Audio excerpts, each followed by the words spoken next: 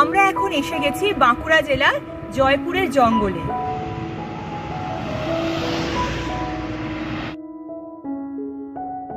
বিষ্ণুপুর মানেই টেরাকোটার কাজ, টেরাকোটার কারুকার্য করা মন্দির।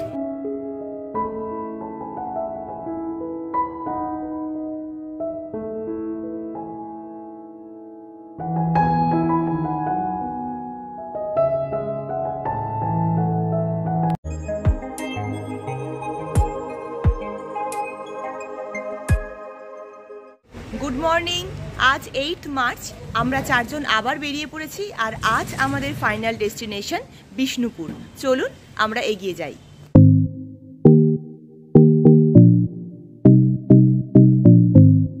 বিষ্ণুপুর পশ্চিমবঙ্গের বাঁকুড়া জেলার এক ঐতিহাসিক স্থান। মল্ল রাজারা রাজত্ব করেছেন বিষ্ণুপুরে। এটি পশ্চিমবঙ্গের একটি জনপ্রিয় পর্যটন কেন্দ্র। মল্ল রাজাদের রাজত্বকালে নির্মিত অসাধারণ কারুকার্যময় টেরাকোটার মন্দিরগুলি দর্শনের উদ্দেশ্যে প্রতি বছর বহু পর্যটক ছুটে আসেন এই বিষ্ণুপুরে। আজ আমরা একদিনের ছুটিতে বেরিয়ে পড়েছি বিষ্ণুপুর ঘোরার উদ্দেশ্যে। প্রথমেই জানিয়ে রাখি বিষ্ণুপুর কিভাবে পৌঁছাবেন।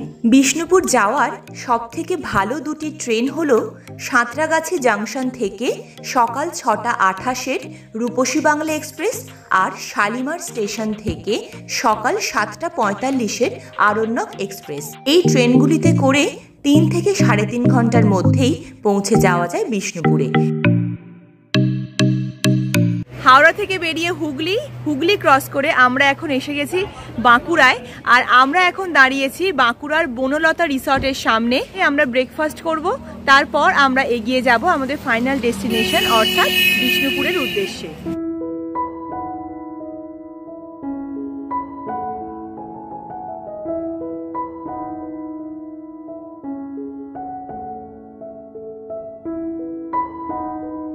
আমরা এখন বসে আছি বনলতা হোটেলে, ব্রেকফাস্ট করব, তারপর আমরা এগিয়ে যাব বিষ্ণুপুরের উদ্দেশ্যে।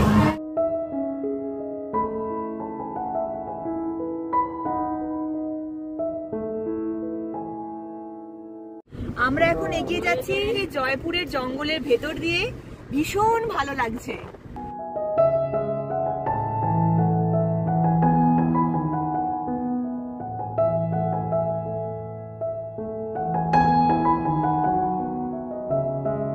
বিষ্ণুপুর যাওয়ার পথে আমরা এখন এসে গেছি বাঁকুড়া জেলার জয়পুরের জঙ্গলে। এটি একটি শাল গাছের জঙ্গল, চারদিকে শুধু বড় বড় শাল গাছ মাথা উঁচু করে দাঁড়িয়ে আছে।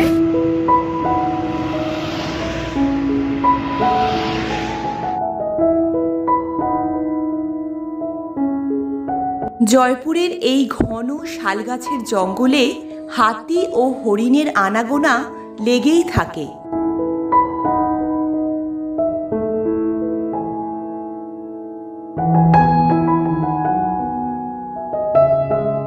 আমরা সড়ক পথে বিষ্ণুপুরে পৌঁছেছিলাম। কলকাতা বা হাওড়া থেকে ভায়া আরামবাগ বিষ্ণুপুরের দূরত্ব যথাক্রমে 138 কিলোমিটার ও 131 কিলোমিটার।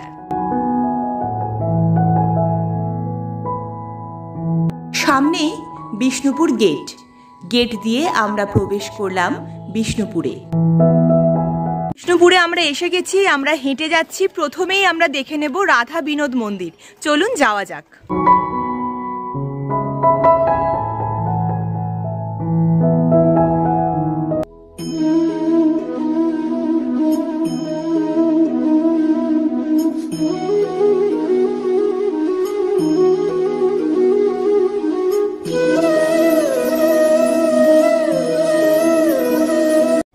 আমরা এখন এসে গেছি রাধা বিনোদ মন্দিরের সামনে।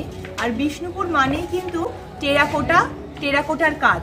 আর বিষ্ণুপুরের প্রধান দুটি যে 8 মন্দির, তার মধ্যে অন্যতম একটি এই রাধা বিনোদ মন্দির। এই মন্দির কিন্তু পূর্বমুখী, আর এই মন্দির আর্কিওলজিক্যাল সার্ভে অব ইন্ডিয়া তত্ত্বাবধানে এখন আছে।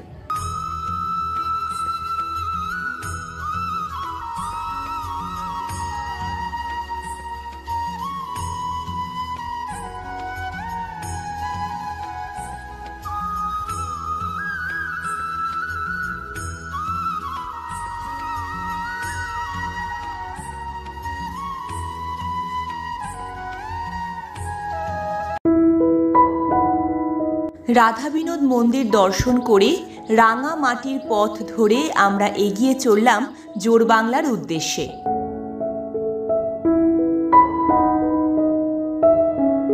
আমরা এখন এসে গেছি বিষ্ণুপুরের অন্যতম আকর্ষণ জোড়বাংলা এই মন্দিরের সামনে।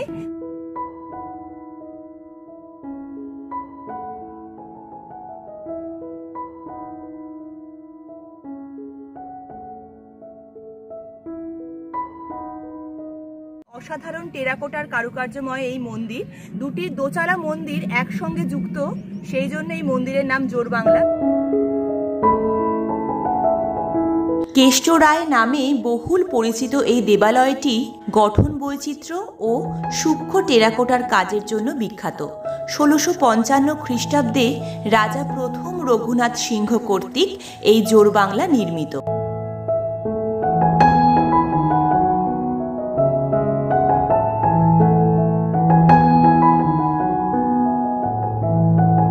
অসাধারণ টেরাকোটার কারুকার্যময় জোড়বাংলা মন্দির দেখে এইবার আমরা বেরিয়ে যাচ্ছি, ঘুরে দেখব বিষ্ণুপুরের আরো কিছু সুন্দর সুন্দর টেরাকোটার মন্দির। জোড়বাংলা মন্দিরের নিকটেই রাধাশ্যাম মন্দির। এই মন্দিরে হিন্দু দেবতা কৃষ্ণকে শ্যামরূপে এবং শ্যামের সহিত রাধার বিগ্রহ পুজো করা হয়। 1758 খ্রিস্টাব্দে মল্লভূমের রাজা চৈতন্য সিংহ দ্বারা এই মন্দির প্রতিষ্ঠিত হয়। রাধাশ্যাম মন্দির একরত্ন মন্দির স্থাপত্যের এক অনন্য উদাহরণ।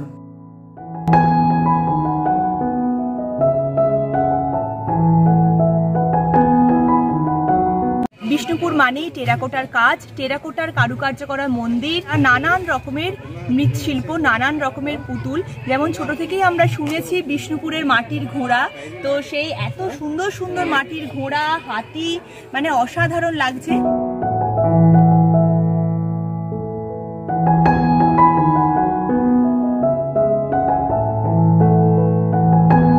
এই বিষ্ণুপুরের টেরাকোটা শিল্প হলো পশ্চিমবঙ্গের এক অন্যতম কুটির শিল্প।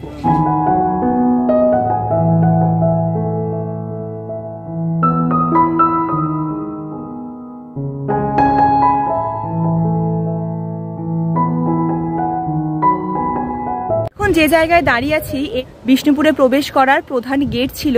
মনে করা হয় যে এই স্থানই প্রধানত ছিল চেকপোস্ট, চেক পয়েন্ট হিসেবে এই জায়গা ব্যবহার করা হতো এবং এই স্থাপত্যটিও কিন্তু নির্মিত হয়েছে ল্যাটেরাইট পাথর দিয়ে।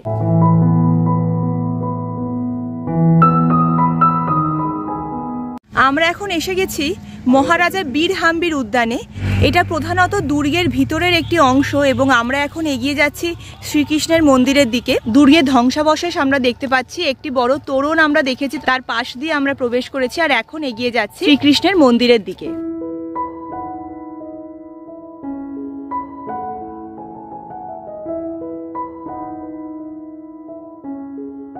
আমরা এখন এসে গেছি বিষ্ণুপুরের লালাজি মন্দিরের ভিতরে। এই মন্দিরটি অতি প্রাচীন।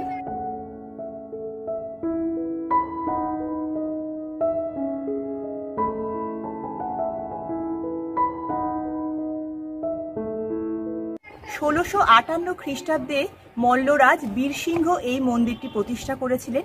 এই একরত্ন মন্দিরের সমগ্র যে স্ট্রাকচারটা আমরা দেখতে পাচ্ছি, সেই স্ট্রাকচার নির্মিত হয়েছে ল্যাটেরাইট পাথর দিয়ে।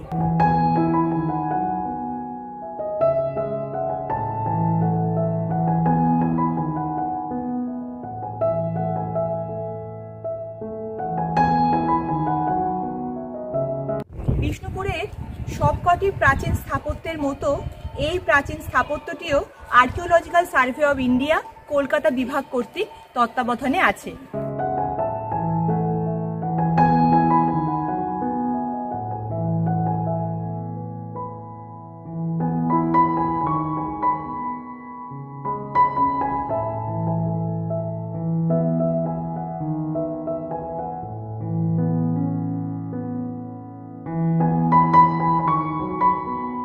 লালাজির মন্দির দেখে এইবার আমরা এগিয়ে যাচ্ছি বিষ্ণুপুরের আরও একটি অন্যতম আকর্ষণ রাসমঞ্চের দিকে।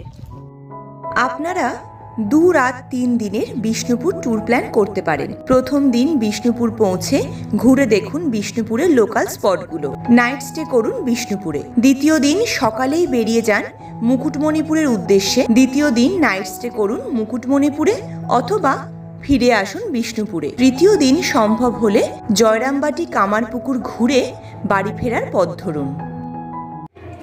আমরা এখন এসে গেছি বিষ্ণুপুরের অন্যতম আকর্ষণ অর্থাৎ রাসমঞ্চে।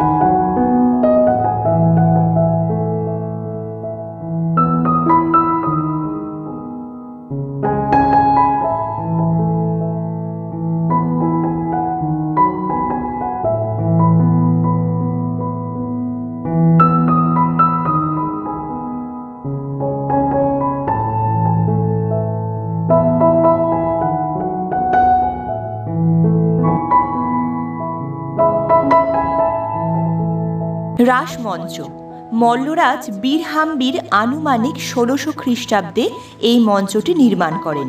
রাসমঞ্চ দেখতে অনেকটা পিরামিডের মতো। বৈষ্ণব রাস উৎসবের সময় বিষ্ণুপুর শহরের যাবতীয় রাধাকৃষ্ণ বিগ্রহ এখানে জনসাধারণের দর্শনের জন্য আনা হতো। ১৬০০ থেকে ১৯৩২ সাল পর্যন্ত এখানে রাস উৎসব আয়োজিত হয়েছে। বর্তমানে অবশ্য এখানে আর রাস উৎসব হয় না।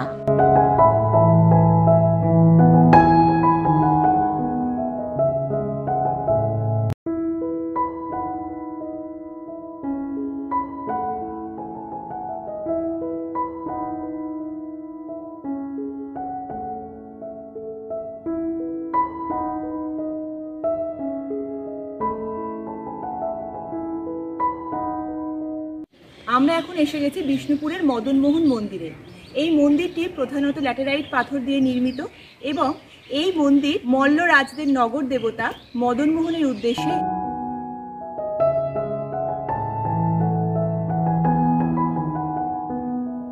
মদনমোহন মন্দির এটি বিষ্ণুপুরের একটি কৃষ্ণ মন্দির।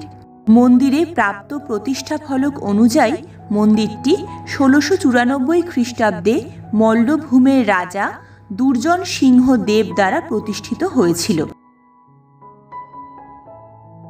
মন্দিরটি একরত্ন মন্দিরের স্থাপত্যের একটি অনন্য উদাহরণ, যা মধ্যযুগীয় বাংলায় বিকশিত রত্নশৈলীর অন্তর্গত।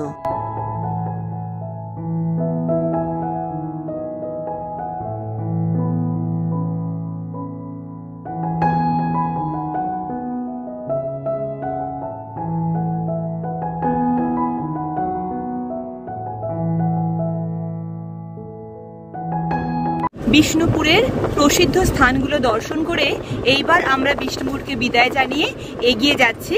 আর এখন আমরা পৌঁছে যাব বনলতা রিসর্টে, সেখানে লাঞ্চ করব, তারপর আবার এগিয়ে যাব আমাদের বাড়ির উদ্দেশ্যে।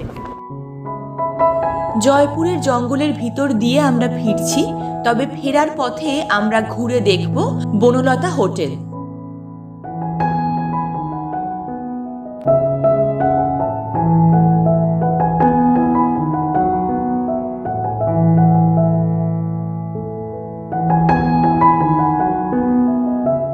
বিষ্ণুপুর থেকে ফেরার পথে আমরা এখন এসে গেছি বনলতা। লাঞ্চ করব, তারপর একটু ঘুরে দেখব এই রিসর্ট।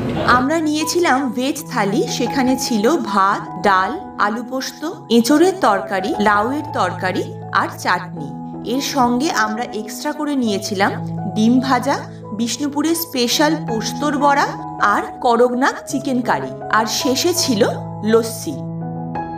লাঞ্চ কমপ্লিট করে আমরা একটু ঘুরে দেখছি এই বিশাল এরিয়া। জায়গাটা এতটাই সুন্দর, সেই জন্য একটু ভিডিও না করে পারলাম না, এতটা সুন্দরভাবে সাজানো গোছানো। চলুন ঘুরে দেখি।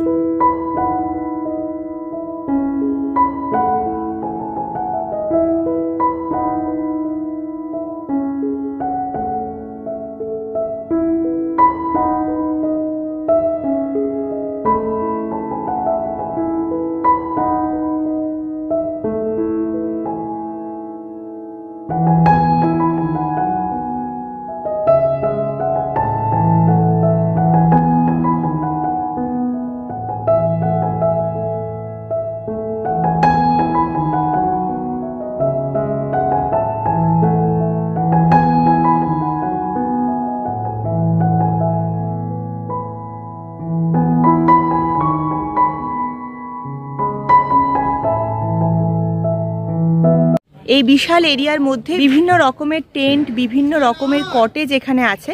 তো আপনারা চাইলে এখানে নাইট স্টেও করতে পারেন।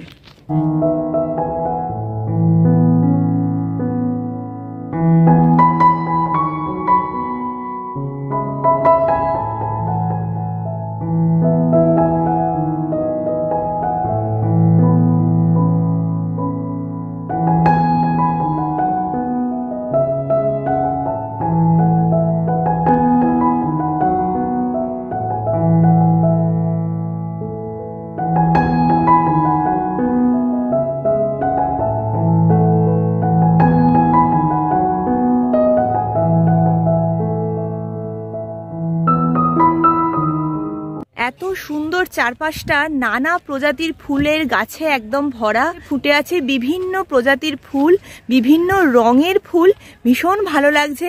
আমরা এসেছি শীতের শেষে, আজকে মার্চ মাসের 8 তারিখ, কিন্তু মনে হচ্ছে যদি আমরা একদম প্রপার শীতে আসতাম আরো কত সুন্দর সুন্দর ফুল আমরা দেখতে পেতাম এখানে।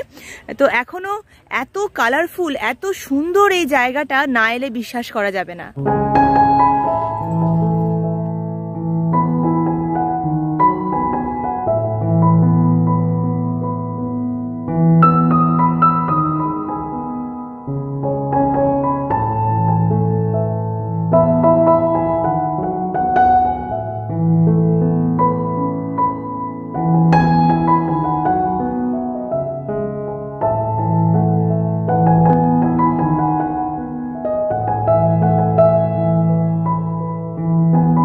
আমরা এখন হেঁটে হেঁটে ঘুরে বেড়াচ্ছি ফুলের বাগানের মধ্যে দিয়ে। শুনেছি এনাদের নিজস্ব চাষের জিনিসই নাকি এনাদের হোটেলে রান্না করা হয়।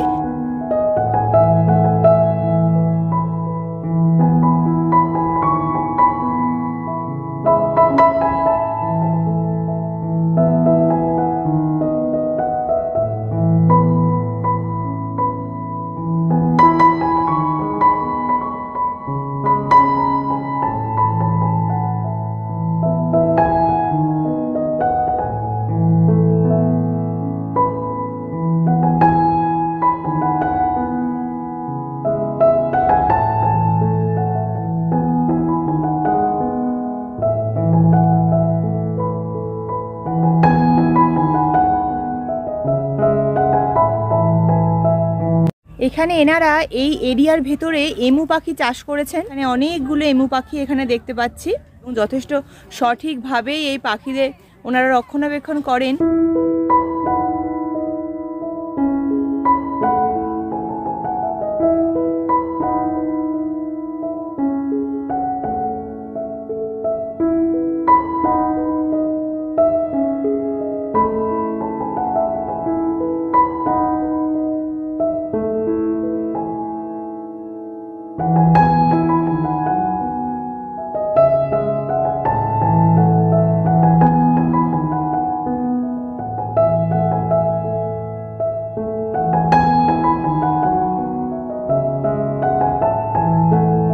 এখানে এই যে কালো রঙের যে মুরগিগুলো, তাদের নাম হচ্ছে করকনাথ মুরগি। এখানে চাষ করা হয়।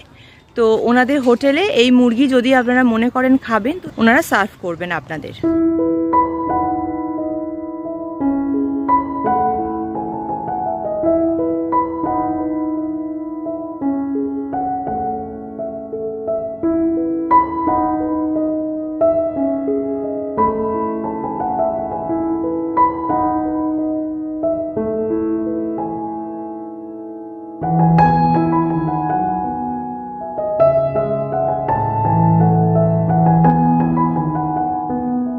সারাদিন খুব সুন্দর ঘোরাঘুরির পর এইবার আমরা আবার বাড়ি ফেরার পথ ধরলাম। আজকের ব্লগটি ভালো লাগলে একটা লাইক দেবেন আর চ্যানেলটি সাবস্ক্রাইব করার অনুরোধ রইল। আগামী পর্বে আবার আপনাদের সঙ্গে দেখা হচ্ছে নতুন কোনো জায়গায়, নতুন কোনো ভিডিও নিয়ে। আগামী পর্ব থেকে শুরু হচ্ছে আমাদের নেপাল ভ্রমণের সিরিজ। আগামী পর্বে আমরা থাকছি নেপালের চিতওয়ান ন্যাশনাল পার্কে। সঙ্গে থাকুন, দেখতে থাকুন আমাদের ইউটিউব চ্যানেল। ঠান্ডার মধ্যে কাঁপতে কাঁপতে আমরা এগিয়ে যাচ্ছি।